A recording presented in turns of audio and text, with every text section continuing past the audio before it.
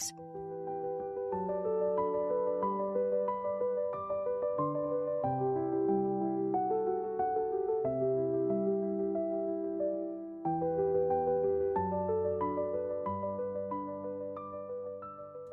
Hello and welcome back to Two Therapists Walk Into a Podcast. I'm Robin Green, an LCSW in Tucson, Arizona. And I'm Stephanie Edsel, an LCSW in Salt Lake City, Utah.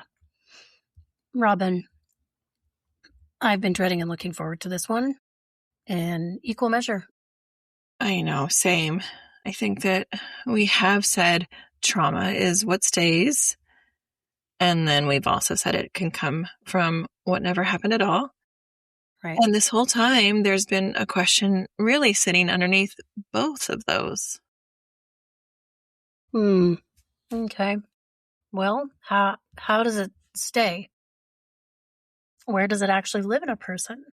Because it's not everywhere at once, even though it might feel like it. You can be fine at work, fine at the store, and then a tone, a look, maybe a silence, and someone else answers the door. Same face, very different priorities. And that's today. Why we fragment. So let's arrive. If you're driving, please keep your eyes on the road. And just know and be aware that this is one that's going to happen entirely inside. And so settle wherever you are for a moment. We're just going to say hello to some old equipment in your body. Nothing's being asked of it.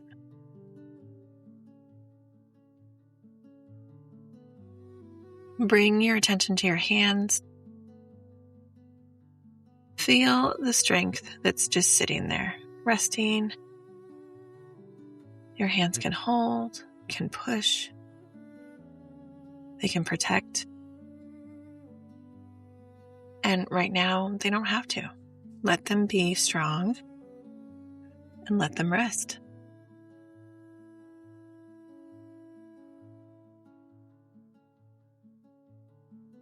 And now your legs.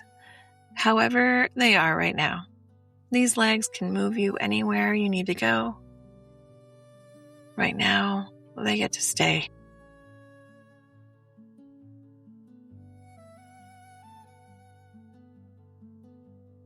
Allowing yourself to notice what it's like to be able to leave and choosing not to.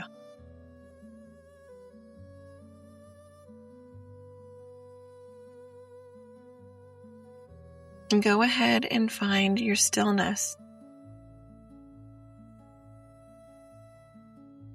Not frozen, a peaceful rest, allowing it to be soft. And then the air on your skin, maybe noticing what's around you, whatever's holding you right now.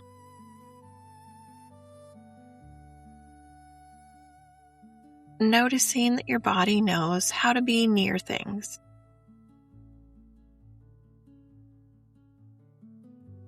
Strength, motion, stillness, belonging, all of it standing by, and none of it needed in this minute.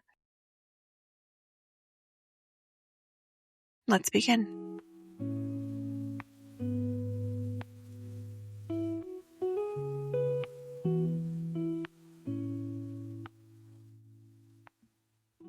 Okay, Stephanie. The question people bring us, not usually in these words, but really underneath, is why do I do that? Yes. Why do I do that? That the scorched earth version of you in an argument that you watch yourself become, like almost like this split version of like I'm a dinosaur or something. Oh yeah, or the one who goes blank in conflict. Just gone, seats empty. Yeah, like lights are on, no one's home. I do this one. I agree to things, my actual self. would never agree to. I overprioritize sometimes and just say yes to things I really end up kicking myself for later. Right? And the heavier question underneath, what's wrong with me? Nothing is wrong with you. Nothing is wrong with any of us. The framework we're working with is called structural dissociation. I love the theory, and I still think that name really honestly undersells it. It's a mouthful for something tender, I agree. But stay with me. Because underneath the jargon, I think it's one of the most compassionate things I know about people. You guys, this is so incredible. A brain in overwhelming danger has an impossible job. And it doesn't even get a manual. It does not even get a manual or a help group or a network or anything. They just have to learn how to survive the unsurvivable and keep you functioning, get you fed, get you to school, get you grown. Right. And all at once. Correct. All at once. You can't do all of this in one piece, right? So it ends up dividing the labor. One part of you keeps the lights on, kind of like I said a minute ago. Then we have the ones that, are helping us go to school or learning to read, laughs at lunch, eventually gets a job.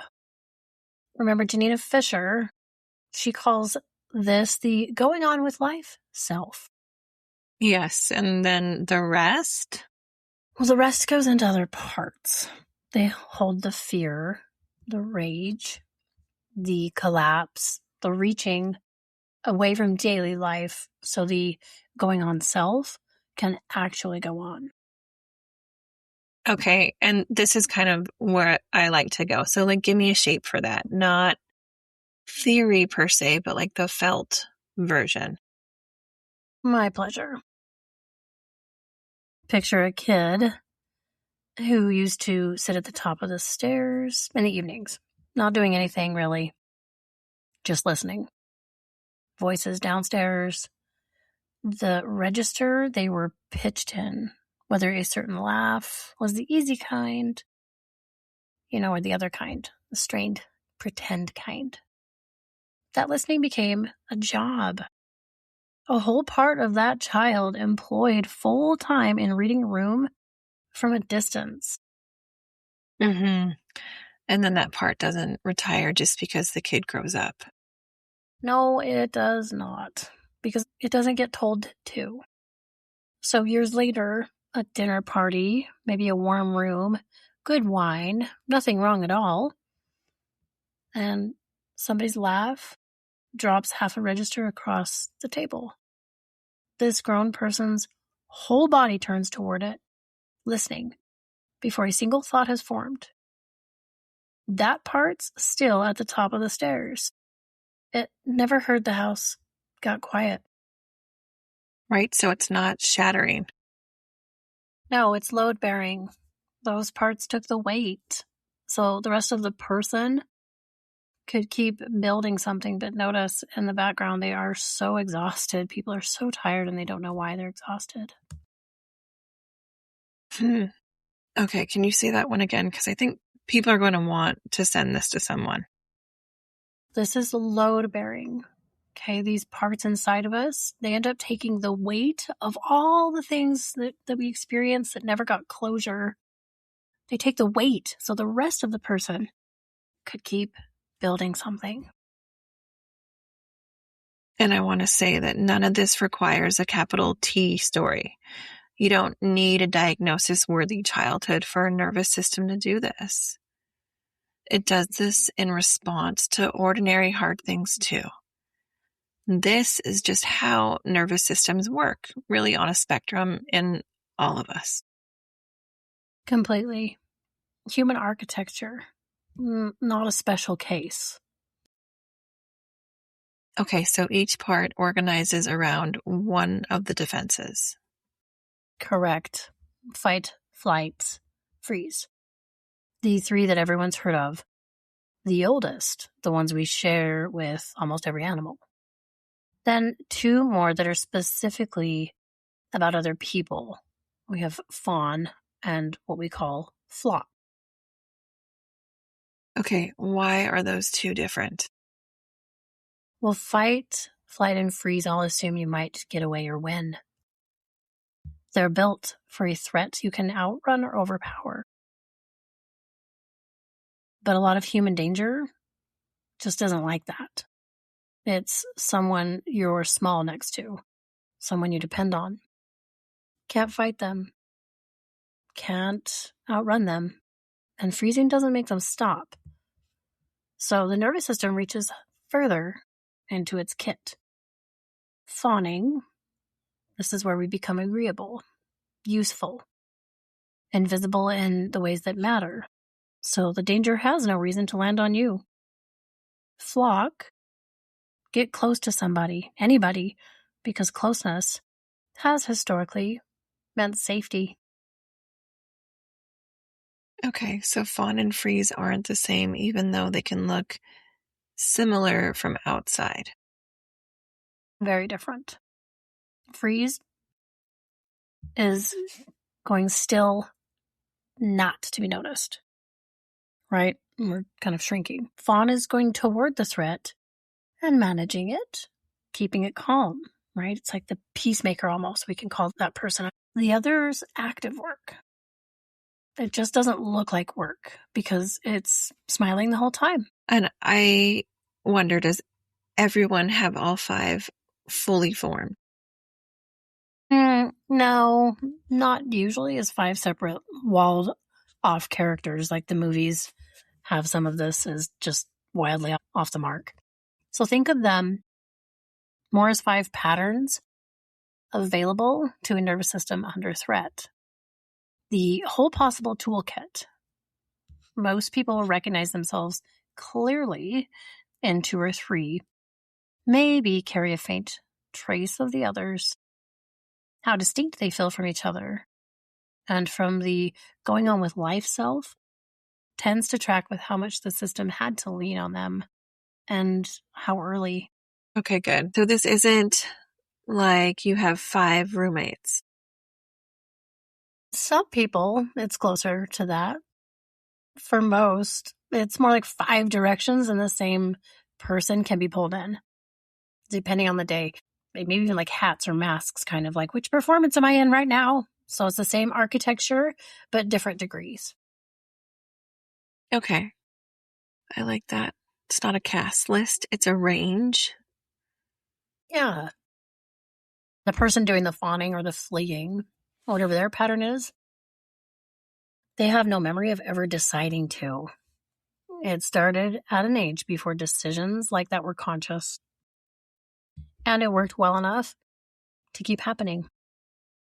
We're giving each of these 5 its own real estate next time. So in the next episode, we'll get into it more. Today is really just the why of things.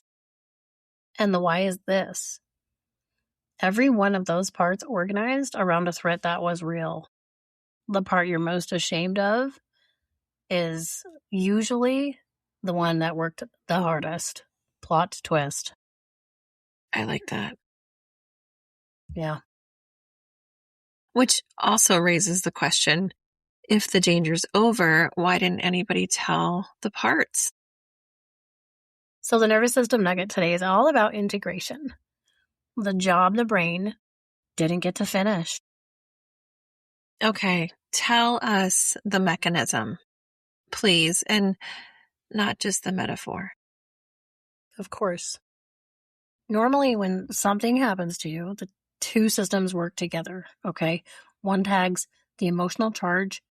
How big a deal is this? Then the other places it in time and context. When this happened, and that it's over now. Under a big enough flood of stress hormones, that second system, the one doing time stamping and context, goes offline faster than the first. So the charge gets recorded, but not the context.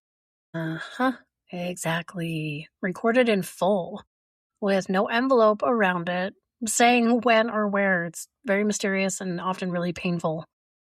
That's the piece that never gets woven into the ongoing story of your life. It just sits there live, present tense, like just some loose end hanging out.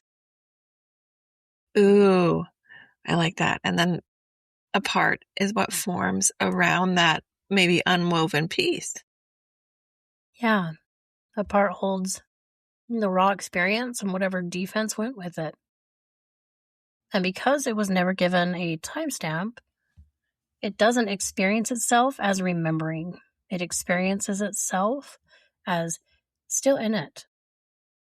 That's not a part being dramatic, you guys. That's a part being accurate about the only information it was ever given. Right. And I say this a lot. And I know we said it back in the first episode that implicit memory has no date on the file. The nervous system doesn't age. Right? Same mechanism, different angle. The parts are who's holding those undated files. What I actually find hopeful about the mechanism is that it means nothing is permanently unweavable. Right, because the weaving system itself isn't broken. It just couldn't run in real time under that much load. Slow the load down now, enough safety, enough support, and it can go back and finish the job. I don't think that's a metaphor for healing. Hell no! That's what healing actually is, mechanically.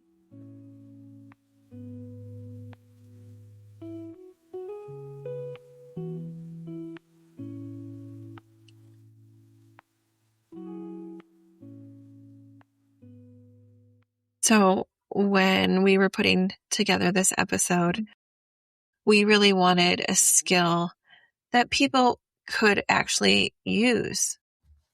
A part of me is the skill. Exactly. So it's 2 moves. First, really learn your tells. The early signal, a part stepping forward. Maybe notice heat in the chest, your jaw clenching or setting, the urge to be anywhere else, that fog rolling in behind the eyes. Or the one people miss most. Instant, total agreeableness. That's a tell too. You probably already know one of yours. Second move. The moment you catch a tell, change one word. When we decide that a part of us is furious, it can actually help us, I think, discern a lot more effectively what to do in the moment rather than building that wall with, I am furious and you cannot change it. You will not get in and fix or heal that. Yeah, I like that. You're not calming the part down, and you're also not arguing with it either. Yeah, you're just not agreeing to be like only the fire. So we catch a tell, change a word. A part of me.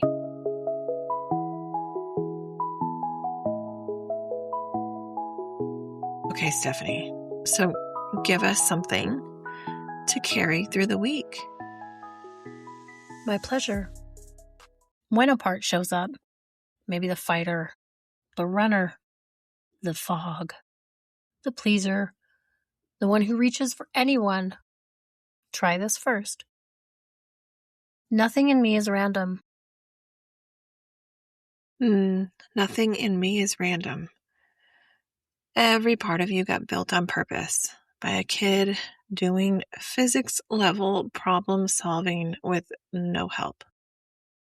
I do want that duly noted.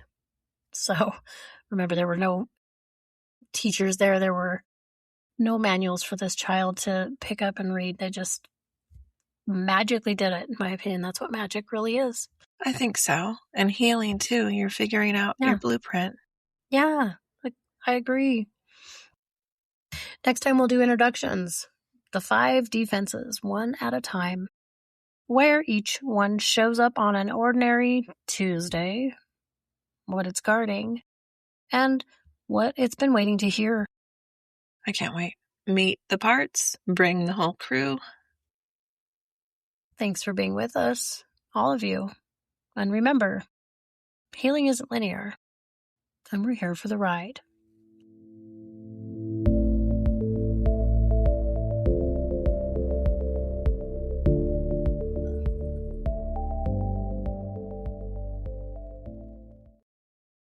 This podcast is for educational purposes only, and it is not a substitute for therapy, medical care, or professional advice.